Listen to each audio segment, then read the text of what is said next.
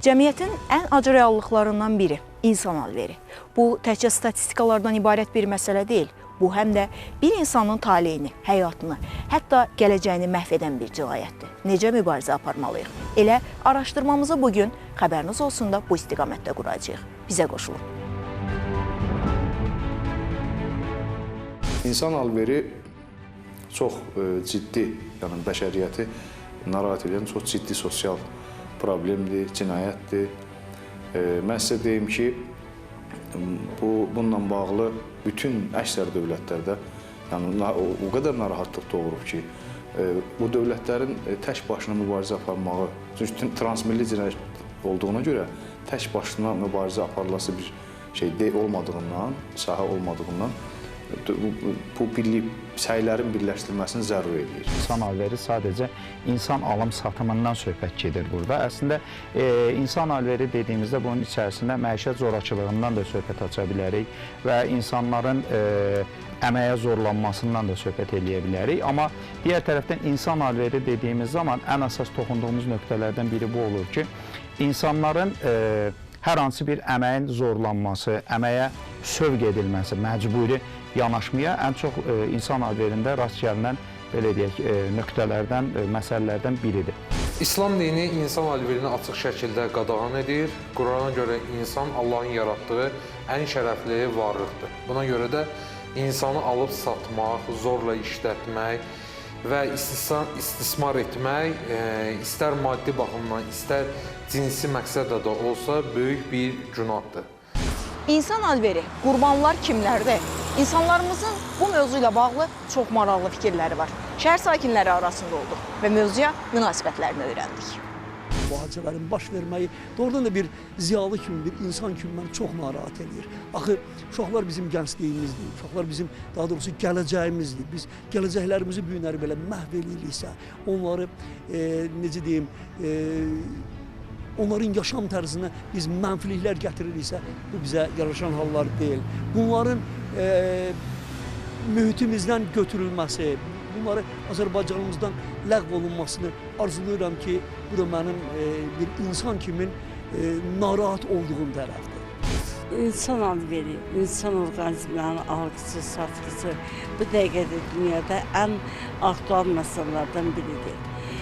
Təəssüf ki, insanlar öz insanlıq adını itirirlər və uşaqları oğurlayıb onların orqanlarını satmaqla məşğul olurlar.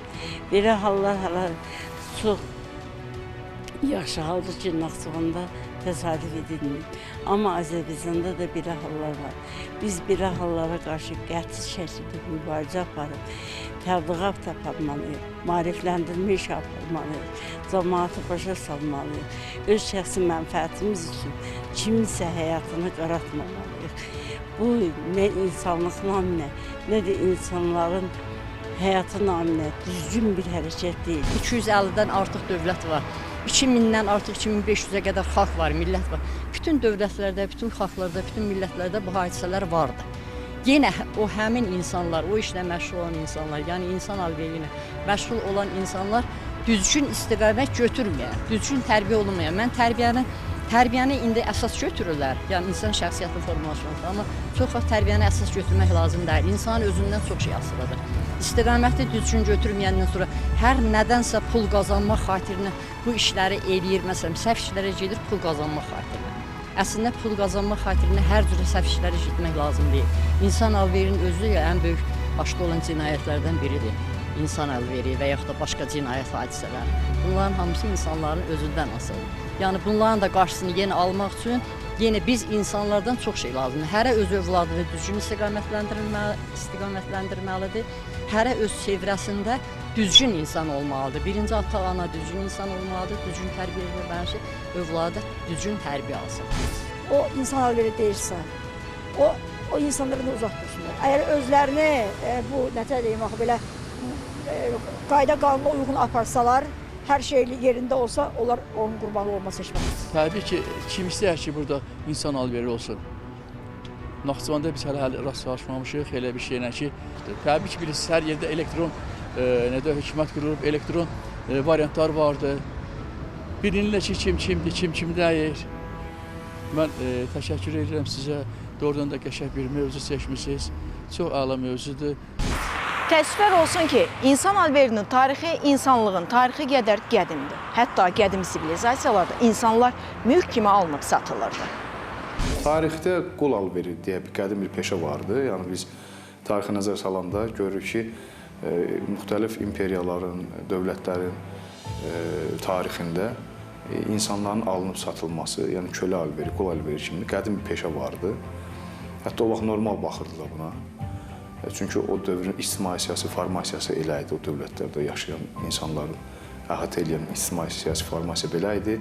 İndi həmin qul alveri, kölə alveri müasir dövrdə, hal-hazırda hüquq aləmində dövriyyəyə kriminal təcavüz kimi insan alveri kimi həkk olunub düşübdür.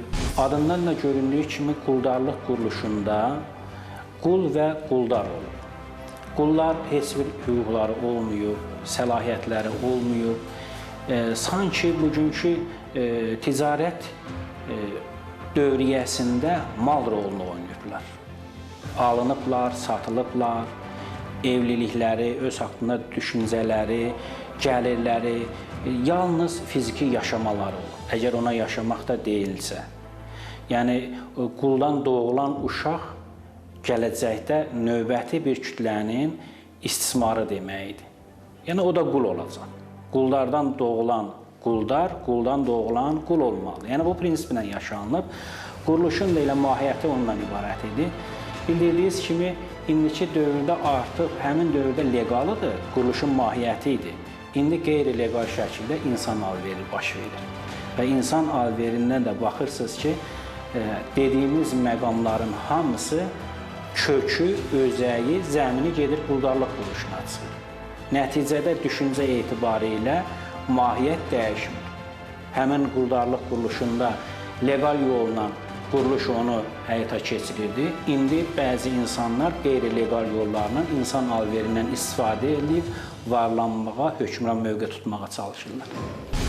İslamın ilk dönəmində qulluq mövcudu idi. Yəni, İslam gəlməmişdən öncə qul alveri var idi və qul alveri dediyimizdə indiki dövrdə insan alveridir.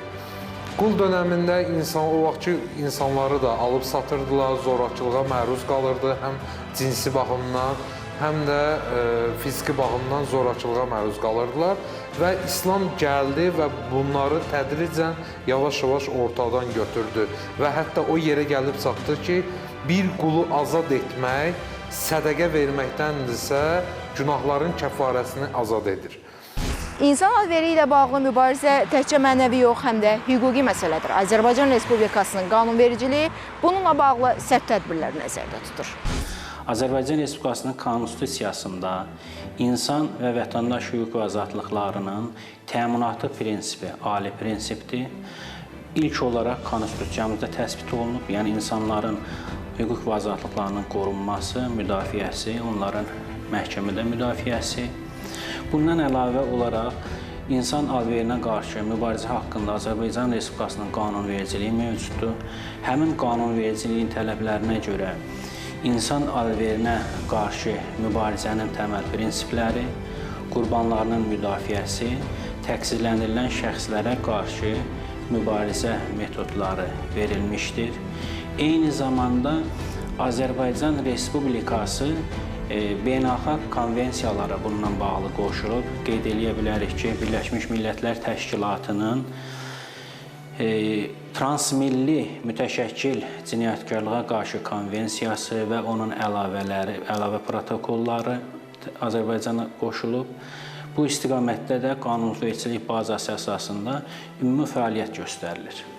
Mən demək istəyirəm ki, insan alverinə qarşı mübarizə sahəsində Azərbaycan Respublikasında qanunvericilik bazası mövcuddur.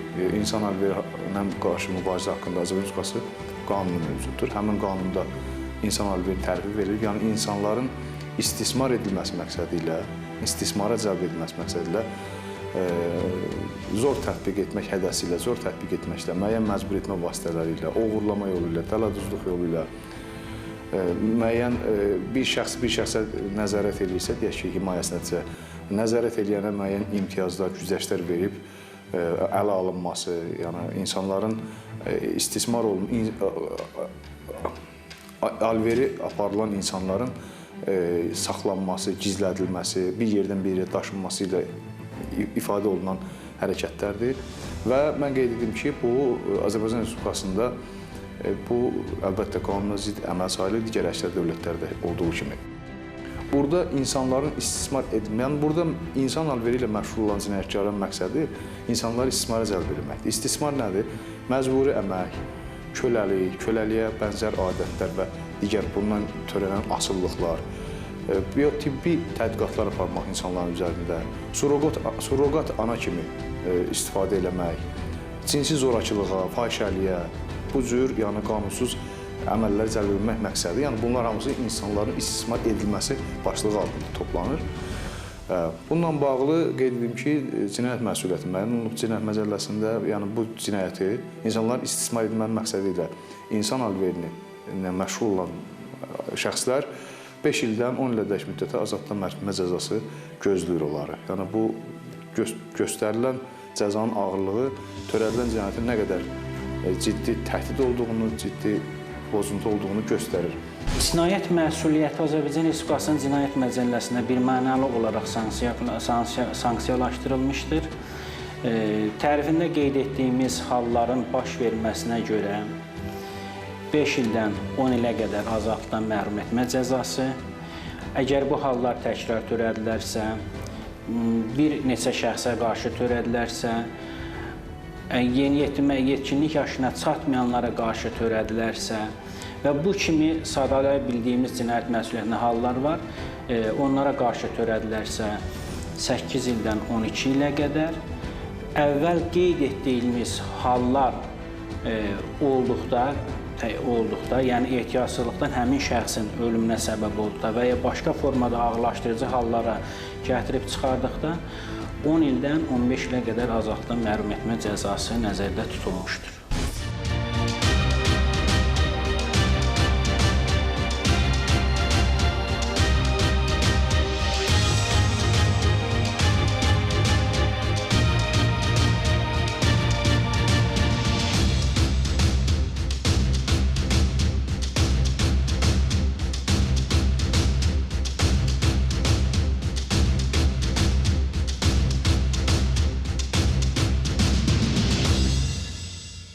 Birləşmiş Millətlər Təşkilatının hesabatına görə insan alveri qurbanlarının 72%-i qadın və qızlardır. Onlar da ən çox cinsi istismara məruz qalırlar. Ümumiyyətlə, təxmini olaraq söyləmək lazımdır ki, dünyada ən azı 25 milyon insan hər il insan alverinin qurbanı olur.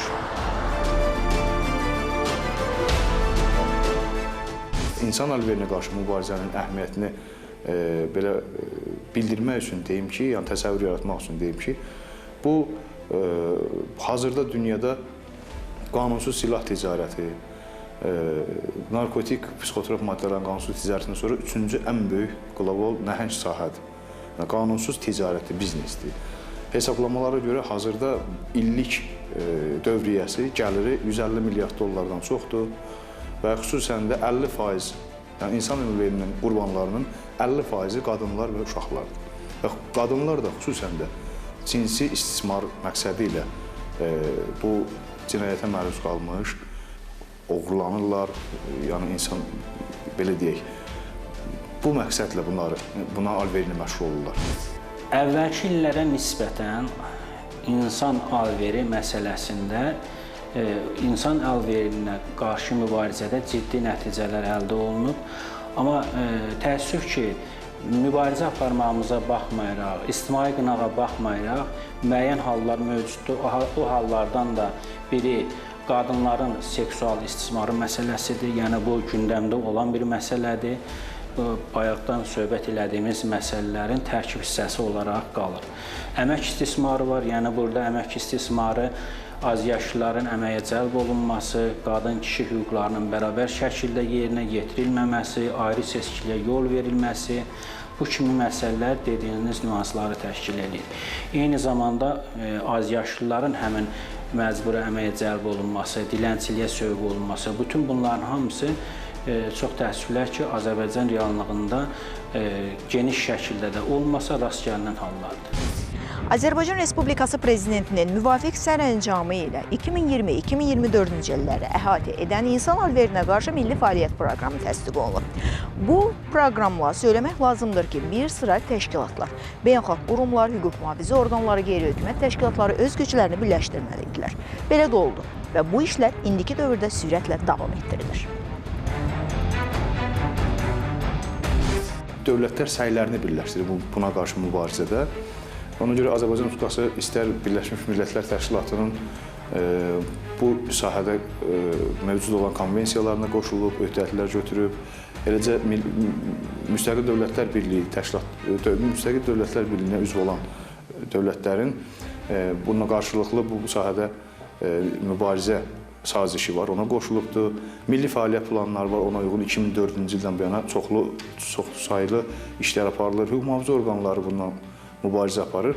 Birləşmiş Millətlər Təşkilatının transmilli mütəşəkkil cinayətkarlığa qarşı mübarizə konvensiyasıdır. Birləşmiş Millətlər Təşkilatının insan alverinə, xüsusilə qadın və uşaq alverinə qarşı mübarizə və onların cəzalandırılması haqqında protokoldur. Avropa Şurasının insan alverinə qarşı mübarizə konvensiyasıdır. Uşaq hüquqları konvensiyasıdır. Eyni zamanda işgəncələrə qarşı Birləşmiş Millətlər Təşkilatının konvensiyasıdır ki, Azərbaycan Respublikası bu konvensiyalara qoşulub, ratifikasiya olunub və həmin konvensiyalar Azərbaycanda işlək vəziyyətdədir.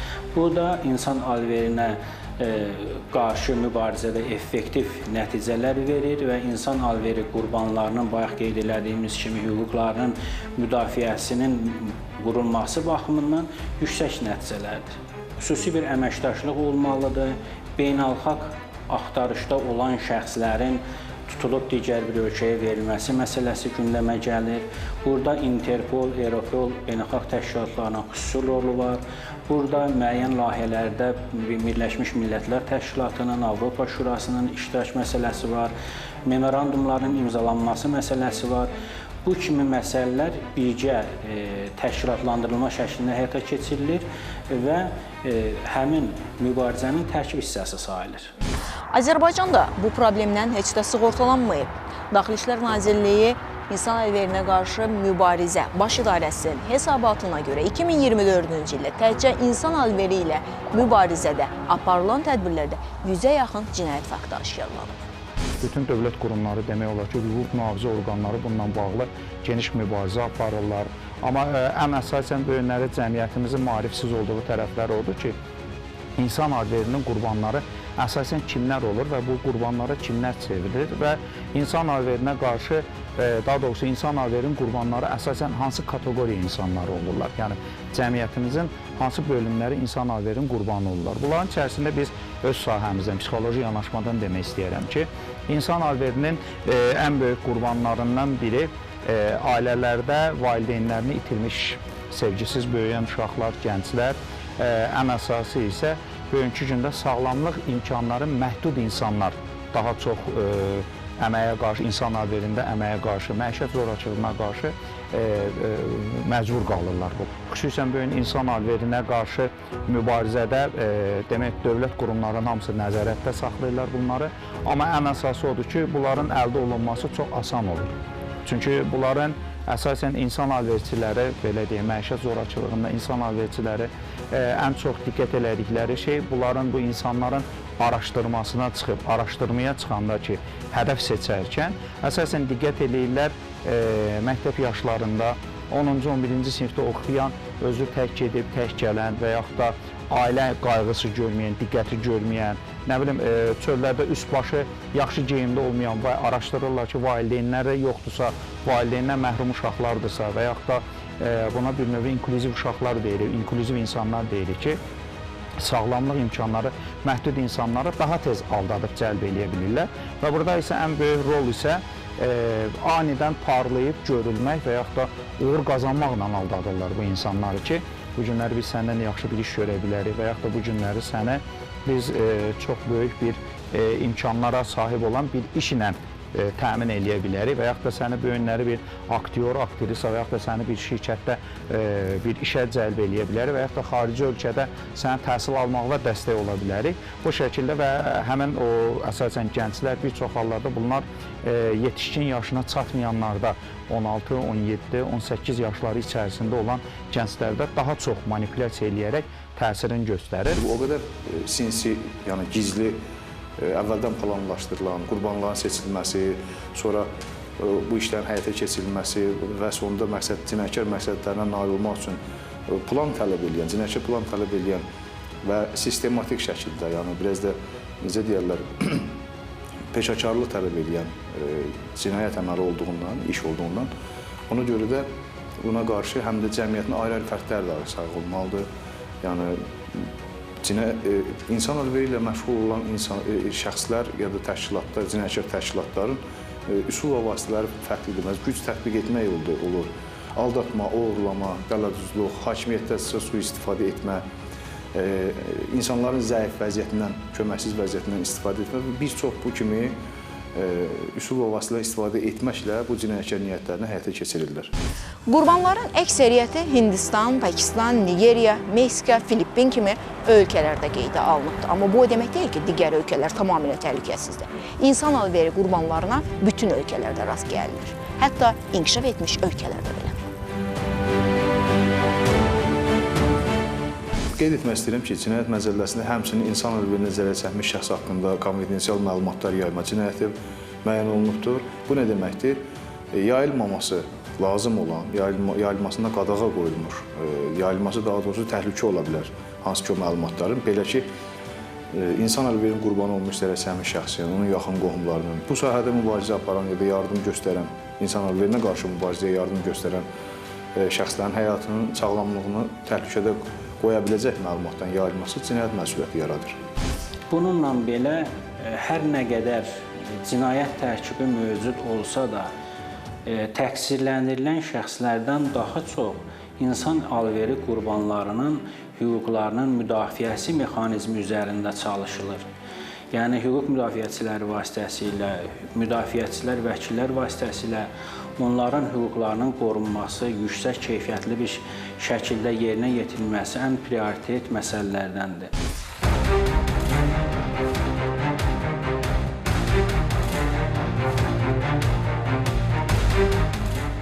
İnsan alverinə qarşı mübarizə tək dövlət səviyyəsində, yəni tək dövlət orqanlarının mübarizə aparacağı sahə deyil. Yəni, bununla kifayətlənməli olacaq bir sahə deyil. Çünki dövlət qanunvericilik bazası müəyyənliyi və müəyyən səlahiyyət verilmiş hüquq mühafizə orqanları bununla qarşı əməliyyat axtarış istintaq fəaliyyətləri aparılır. Bu aydındır.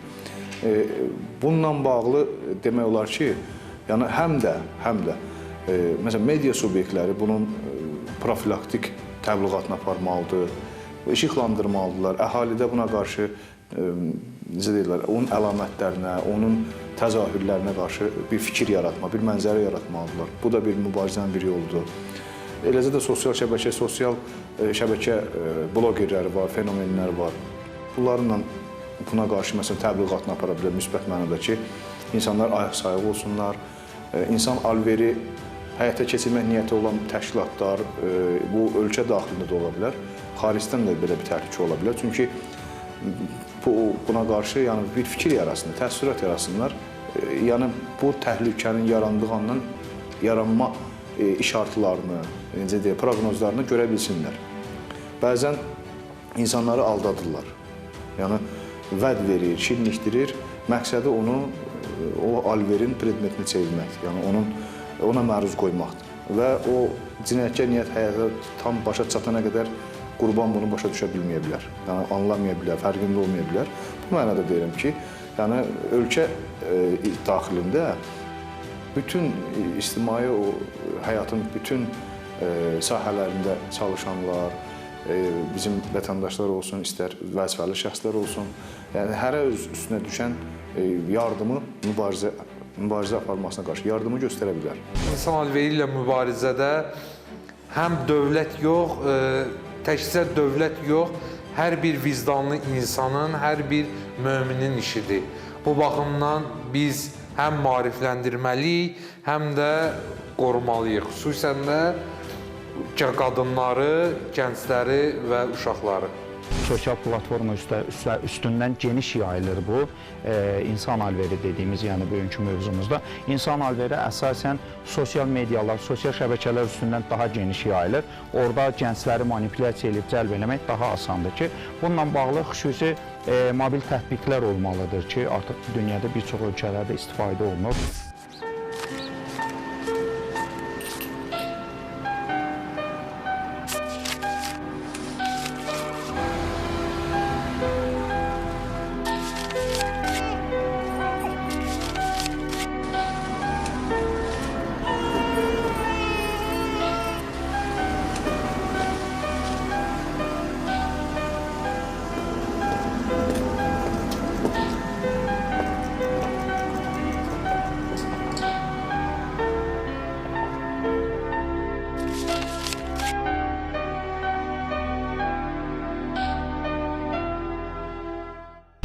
Əgər siz, yaxud ətrafınızda kimsə insan alverinin qurbanıdırsa, vaxt itirmədən 152 qaynar xəttinə müraciət edin ki, hüquqlarınız vaxtında və yerindəcə qorunsun. Dövlət tərəfindən qurbanların sosial reabilitasiyası üzrə milli istinad mexanizmi vasitəsilə müəyyən dövlət strukturları, bunlara daxil eləyə bilərik Azərbaycan Respublikası Daxili İşlər Nazirliyini, Əmək və Əhalinin Sosial Müdafiəsi Nazirliyini, müəyyən qeyri-hökumət təşkilatlarını daxil eləyə bilərik ki, onlar intensiv şəkildə paralel olaraq koordinasiyalı bu məsələlərdə əməkdaşlıq eləyirlər. İnsan alveri təkcə hüquqi və sosial məsələ deyil, dini baxımından ciddi bir günah, böyük bir zülümdür. Unutmayaq ki, İslam dini insanın azadlığını, ləyaqətini, toxunulmazlığını ən ümdə vacib amil sayır.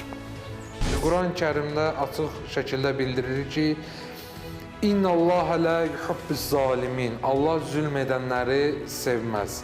Yəni bir insanı əsarətdə saxlamaq, onu azadlığını əlindən almaq böyük bir günahdır. Hər bir müsəlman zülmə qarşı durmalıdır və Peyğəmbərimiz dediyi kimi zülmü görüb susan da zalim kimidir. Və insan alverində insanı satan şəxs zalimdir.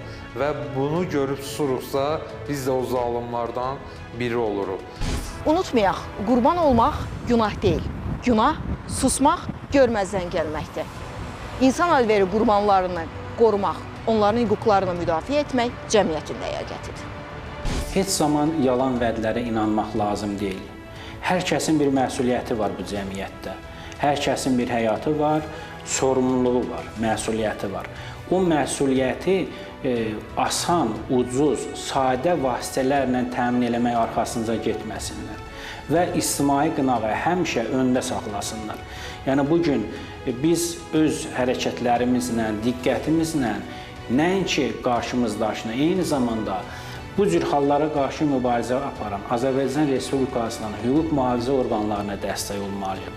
Bildiyimiz, ehtimal elədiyimiz hər hansı bir halı mütləq həmin orqanlarla paylaşmalıyıq. Çünki qanunvericilik səviyyəsində onlarla mübarizə aparmalıdır, ayrı-ayrı fərdlər yox.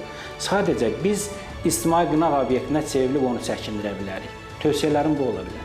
Ona görə də daha çox da qadın vətəndaşları, qadın cinsindən olan və uşaqları nəzarət eləmək, uşaqlara himayə etmək öhdəliyi olan valideynlər, məktəb təhsil məsələləri də ola bilər və dediyimiz kimi ayrı-ayrı fərdlər. Yəni bu heç də belə dırnaq arası baxılası məsələ deyil, təhdid deyil. Bu ümumi dünya narahat edən təhdiddir. Çünki artıq bu hər hansı bir ölkəyə, hər hansı bir coğrafiyaya xas bir cinayət deyil. Bu transmilli cinayətkardır, yəni cinayətdir. Çünki bütün ölkələri demək olar ki, bu təhdid edir, ağuşuna alıbdır. Bugün insan alveri, yəni insanları satmaq, aldatmaq, zorakılığa məruz qoymaq İslam baxımından həm zülm, həm də haramdır. İnsan alveri elə insanlığın üz qarasıdır. Onunla mübarizə təkcə hüquq mühafizə orqanlarının deyil, hər birimizin vicdan borcudur. Bəlkə də köməyimizi uzadacağımız, əlimizi uzadacağımız şəxs elə bir addımlığımızdadır. Bizi izlədiyiniz üçün təşəkkür edirik.